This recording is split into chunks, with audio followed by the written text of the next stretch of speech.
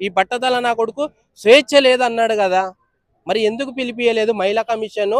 ఆ బట్టతల నా కొడుకు నాన్వేషన్ గాన్ని ఎందుకు పిలిపియలేదు? స్వేచ్ఛ ఎక్కడ లేదురా చూపియరా? మహిళా కమిషన్కి వచ్చి చెప్పాలి కదా వీడు. ఎందుకు చెప్పలేదు మరి? ఎందుకు పిలిపియలేదు వాడిని మహిళా కమిషన్?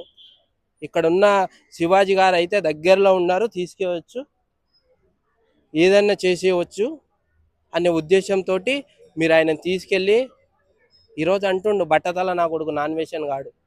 రక్తం కక్కుని చచ్చిపోతారు సబ్స్క్రైబర్స్ నన్ను గుర్తు చేయకపోతే. మేము ఈరోజు భిక్ష చేస్తే బతుకుతున్నాడు వాడు. మేము చూడకపోతే, మేము సబ్స్క్రైబ్ చేయకపోతే ఆయన బతికేది.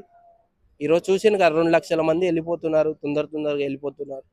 నీ బతికేమయ్యేది గిట్ట ముందు ముందు చెప్తాం మేమే సబ్స్క్రైబర్సే చెప్తారు. మా భిక్షతోటే బతికినావు ఇన్ని రోజులు, 6 కోట్లు ఉన్నాయని మతం ఎక్కి నీకు డబ్బు అహంకారంతో ఏదేదో మాట్లాడుతుండు, ఎన్నెన్నో మాట్లాడుతుండు. నువ్వు మహిళా కమిషన్ రావాలి, చెంచల్ కూడా జైల్లో వేసి నిన్ను ఆ నాలుక ఏదైతే ఉందో చూసిరమ్మా,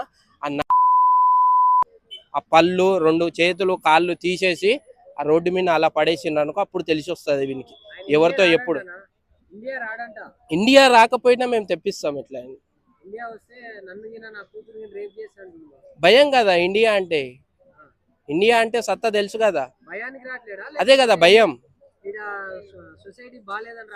సొసైటీ బాగానే ఉందన్న, భయం. ఇండియా అంటే భయం, వానికి ఉచ్చబడుతుంది. ఇప్పటికే ఎన్నింటికలో పోయినాయి, ఇప్పుడు వస్తే ఉన్నాయి గీట పోతాయి. ఇండియా అంటే భయం, అంత భయం. అందు గురించి అక్కడ ఉండి సొల్లు బాగుడు మాట్లాడుతుండు. ఇండియాకి రాని